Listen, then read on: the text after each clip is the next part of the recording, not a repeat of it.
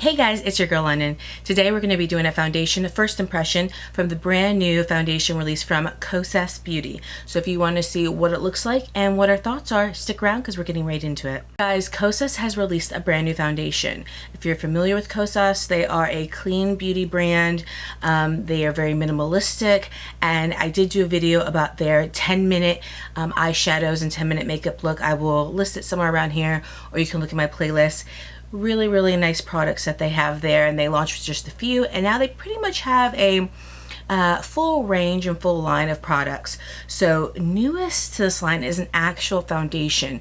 Now if you guys remember, they did come out with the oil skin tint maybe 2 years ago now, and now we have an actual foundation. So I really love the Kosas concealer. I think it's beautiful, it's creamy, it's lightweight, but it gives you the coverage that you need. And now, much kind of like the Shape Tape, they went ahead and they did a foundation kind of replicating the concealer and then giving a little bit of additives to it. So this is the Revealer Skin Improving Foundation with SPF 25, and it has hyaluronic acid and niacinamide.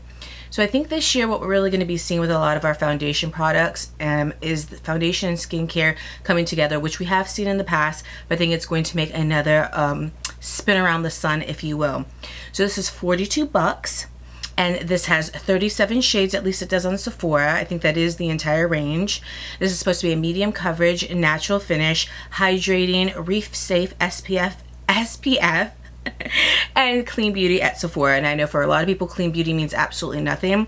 For me, it doesn't sway me one way or the other. If it says it's clean beauty, if it doesn't say it's clean beauty, it doesn't really sway me as far as purchasing and what I'm looking for in a product. But I know to some people that is important, and for other people, it's really take it or leave it. It really is a moot point. It doesn't hold any water weight with it. So this says that this is a clean, skin improving, medium coverage, SPF 25 foundation and treatment with hyaluronic acid, niacinamide, peptides, squalene, vitamin B5, Ernerica, yeah, I'm sorry, I don't have my glasses on, and caffeine. Like we said, it's a medium coverage, it's a natural finish, it's a liquid, and it says the highlighted ingredients, of course, are the niacinamide and the caffeine that visibly brighten, smooth, and even skin tone, the squalene, the arnica, and the provitamin B5 soothe, calm, and balance skin's ideal oils and moisture levels. Guys, it is so hard reading without my glasses on. Peptides and hyaluronic acid visibly plump, firm, and hydrate. So I think that's fantastic. This is the product is vegan and gluten free, so if you have any allergens to that, you don't have to worry about it with this. It also says that this is cruelty free and comes in recyclable packaging. So you probably want to see what this looks like already. Well, let me show you. So this is the box that it comes in, sticking kind of with the Kosas brand. It does have all the claims on the sides. It says clean makeup right here. Kind of just goes over everything that we said. It says that it is alive, brighter, hydrated, visibly plumped, smooth, protected. Really just continues, again, like I said, with what we have already read about. And this is what it looks like out of the bottle. Now, if you notice this, the Cali Ray, they're going for that very like bright yellow kind of minimalistic, but yet youthful. So again, I think that we're really going to see this kind of minimalistic skincare mixed with our foundation products, really kind of that youthful vibe to it. Dare I say kind of a Cali vibe that we're going to have with a lot of our products coming up. It does say Kosas on the cap, and I really do like that. I think that that's pretty cute. But this definitely is giving me like an Addison Rae vibe, if I must say. Now I got mine in medium deep neutral olive 290. So I don't really do foundation reviews in that wear test. Why? Well, I don't do wear tests because unless you can really recreate somebody's situation and their skin type, then you're really not ever going to necessarily have the same experience or even something that's close to it.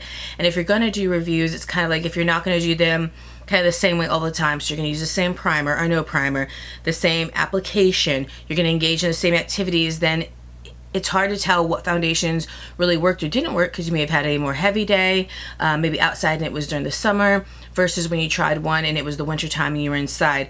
So I myself don't find the review aspect of foundation reviews to be quite as helpful as just seeing the shade range on somebody in the initial application. So I'm hoping that those of you who find that you are same complected as me, maybe some undertones as me, I'm hoping that when I do foundation first impressions or reviews, that's what you're really getting from my videos, not necessarily how well it wears over 8 hours, because our situations are not going to be the same. I have hormonal issues, I have autoimmune issues, so I used to be very oily, now I'm combination but really more dry, and that changes depending upon how my body is reacting. So that's not really going to be a good indicator maybe for you and how it's going to react with you, but I'm hoping just being able to see the shade on somebody who has the same skin tone as you will be helpful in you being able to discover which skin products, foundation products could work for you, so you're not having to spend your money and then go back and have to do 2 or 3 times in poor Sephora lighting to figure out what might best suit you, or realize that the brand doesn't have a foundation that actually fits you at all and you don't want to combine 2 shades. So that's really what I hope you guys get from my foundation reviews and first impressions. So if you're looking for these long intensive wear tests and if they're oily or not and not putting any powder on it, that's what you're not going to get here. So if you made it this far, I appreciate you. But if you're really just looking to see coverage, initial application, color, then stick around, because that is what we're going to be doing here. So I've already prepped my skin. If you guys want to know what I prepped my skin with, I used the Kat Berkey moisturizer. I use the Pharmacy Cheer Up Under Eye Cream. I use the e.l.f. Mint Melt Cooling Primer. And I use the Tinted Eye Brightening Eye Cream in the color Sand. So that is what I prep my face with. I like to keep my face nice and hydrated. Like I said, I am leaning more dry these days, so that's what I like to do. I also like to use my sponge. Sometimes I use a brush, but especially when you have kind of more of a liquidy foundation, I like to use a sponge. I just like the way it applies and it smooths things out more than brushes where you can kind of get streaks. So you have to figure out which brush should you use, etc., etc. It does say that you need to shake this well, so we are going to shake it up. I have not seen any reviews on this, so I don't. Oh, okay. Oh, wait. Okay, don't open that up. You're not supposed to open that up. It's a pull cap. Okay, it's a pull cap. This is so cute with this little yellow top. I love it, love it, love it. We're gonna give it some air. Ooh, it's pretty liquidy. Let's take a little look-see and see the color. Okay. This feels like it could be something that is really nice as far as the color. We don't have it put in so far, and I'm not doing full pumps. I'm doing these little halvesy pumps, and then I'm just taking it and spreading it around my face. That's typically what I do when I'm putting my makeup on. But okay, all right. Okay, I feel like this could be it. I like to put a little right here. And let's do a little on the old eye. Okay, so now I'm going to take my sponge. I think this is the Luxie sponge. I'm just going to use the butt end of it. And we're going to keep having to push my sleeves up. So we're going to go ahead and we're going to pounce this into the face. I'm actually surprised that Kosas came out with an actual foundation. It doesn't have a distinctive smell. It doesn't smell like SPF, but it does have a smell. It's odd because, like I said, it's not distinctive. It's not like something that you get and you're like, oh, this smells disgusting. It almost smells like plastic, honestly. It almost smells like if you get a plastic tub for like shoes at a Target. It kind of smells like the inside of that, like the inside of a plastic bin. I know people hate when you do this on your neck, but that's how I do it. It smells like that. It smells like the inside of a plastic bin. So not super distinctive because it's that light wafting of it. Oh wow, that blended out because I wasn't looking at my mirror. That blended out quite nicely. Like I said, this is medium coverage, natural finish. I'm somebody who I don't low coverage, medium coverage, high coverage, buildable. I don't really have a preference per se.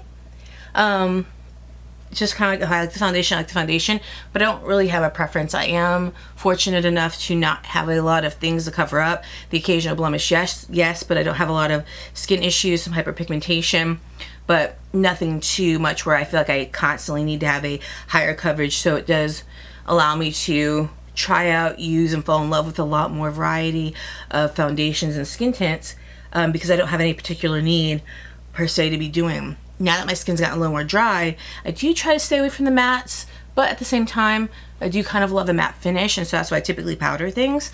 But like I said, I don't have anything specific, so I have the ability to kind of try some things out. I really